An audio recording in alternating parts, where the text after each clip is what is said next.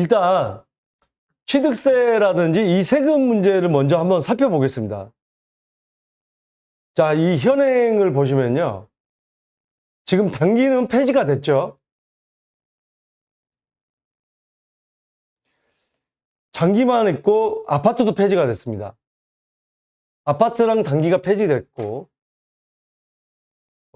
지금 이제 아파트를 전용 85제곱미터 이하까지는, 전에는 아파트도 60제곱미터, 전용 60제곱미터 이하였죠. 근데 85제곱미터 이하로 해서, 예, 10년, 이제 10년짜리만 있는 거죠.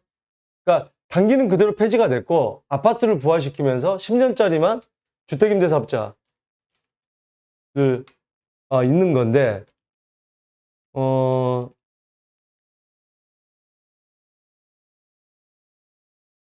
자, 이 주택임대사업자 요 부분을 먼저 보면은, 자, 취득세. 자, 이 취득세가 지금 요 부분을 볼게요.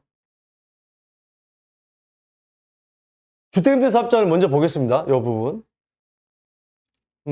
취득세는 뭐 주택임대사업자든 아니든 다 똑같이 내는 건데, 이번에 바뀐 게, 자, 조정대상 지역의 2주택부터 요거를 잠깐만요. 요 화면을 먼저 보겠습니다. 취득세를 보고 갈게요. 자, 요걸 보고 가는 게 낫겠네요. 자, 2주택까지는 1에서 3%, 그러니까 조정대상 지역이든 조정대상 지역이 아니든 일반 세율로 1에서 3%, 이게 이제 6억 이하 구간, 6억에서 9억, 그 다음에 9억 초과 구간, 이렇게 세 개 구간으로 1에서 3%인데, 조정대상 지역에서 2주택의 8%에 중과되던 걸 없애고 일반 과세를 하겠다. 다만, 자, 3주택과 4주택 이상 또는 법인은 그냥 이렇게 계산하시면 됩니다. 기존에 지금 현재 하고 있는 거에서 50% 감면이다. 그러니까 3주택이 조정대상 지역에서 12%였는데 6%로 가는 거고, 비규제 지역에서는 3주택이 8%, 절반인 4%로, 그 다음에 4주택은 12%가 6%로 가고, 법인은 12%가 6%로 간다. 이게 이제 취득세가 이렇게 바뀌는데, 이건 이제 2월 초에 법률 개정 사항입니다. 법률 개정 사항으로서 2월 초로 예상하고 있는데, 지방세법 개정안 입법을 한다고 합니다. 그러면은 12월 21일부터 발표한 날부터 소급 적용할 계획이라고 하는데, 통과가 돼야 소급 적용을 합니다. 이 부분 잘 알고 계시고요. 자, 그 다음에 자, 계속해서 보시면,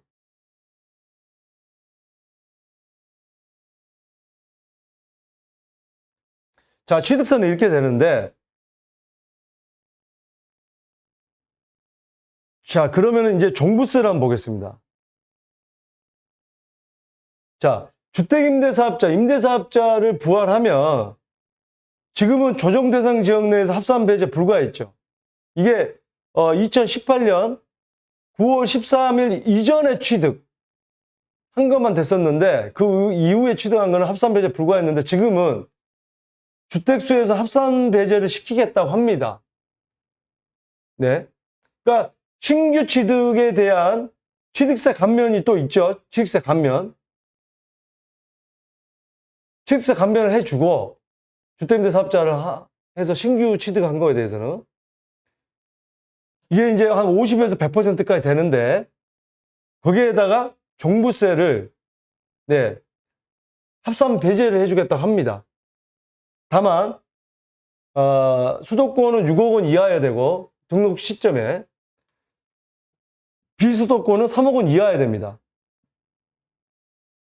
밑에 이제 건설 임대주택은 9억 원 이하이고 2호 이상이어야 되는데, 건설 임대주택이라는 것은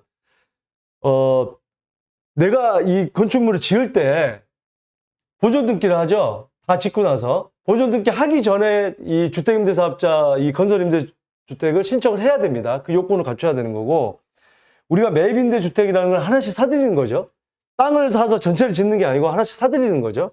이거는 이제 매입임대주택인데, 일반적으로 여러분들 다 매입임대주택을 가지고 계시는 거예요. 예. 자, 그러면은 거기다 이제 양도세가, 그러니까 종부세를 합산 배제해 주겠다. 지금 취득한 거에 대해서. 그다음에 양도세율도 중과 배제 가능하겠다. 조정 대상 지역에서. 물론 지금 한시적으로 내년 5월까지 1년, 또 1년 더 연장을 해서 2024년 5월 초까지 지금 다 조정 대상 지역에서 양도세 중과 배제를 하고 있지만, 요건 이제 나중에 어떤 중과를 하더라도 어쨌든 간에 조정 대상 지역에 있는 이 주택에 대해서는, 주택임대 사업자를 하는 것에 대해서는 중과 배제를 해주겠다는 게 이번 정부의 입장입니다.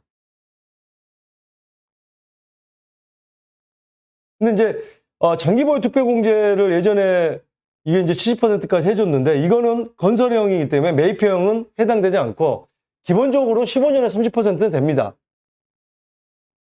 이거는요, 여러분들 15년에 30%는 우리가 규제 지역이 아닌 지역에 소유하고 있는, 보유하고 있는 주택을 가지고 있으면 장기보유 특별공제는 15년에 30%는 다 된다. 네.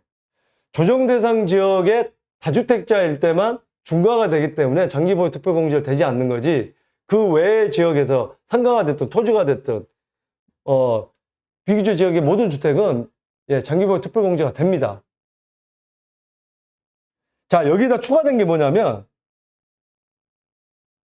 15년 이상, 여기 보시면 15년 이상 장기 매입 임대는 종부세 합산, 양도세 중과, 법인세 추가과세 배제, 주택가액 완화한다. 이게 뭐냐?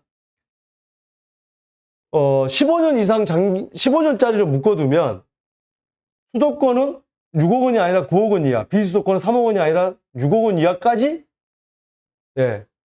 가입이 된다. 자, 그러니까 여러분들 수도권인데 7억이다. 공시가액이 7억이다, 8억이다 그러면 이 지금 15년짜리로 묶으면 수도권 이제 9억 이하이기 때문에 비수도권은 6억 이하고요. 네. 가입이 된다. 주택임대 사업자 등록이 된다. 그래서 종부세 합산 배제와 양도세 중과 배제 혜택을 볼 수 있다. 네, 이거 꼭 기억하시기 바랍니다.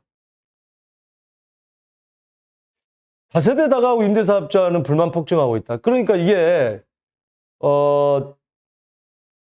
지금 이런 부분이거든요.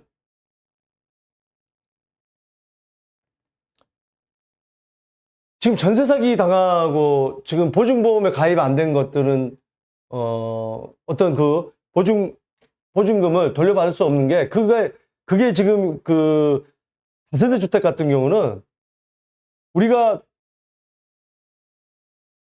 이 공시가격이 낮은데 공시가격의 140% 선까지 보증금하고 뭐 대출금 이게 들어와야 돼요. 근데 이게 넘어가 버리기 때문에 주택임대사업자가 보증보험 가입을 못 하는 거예요.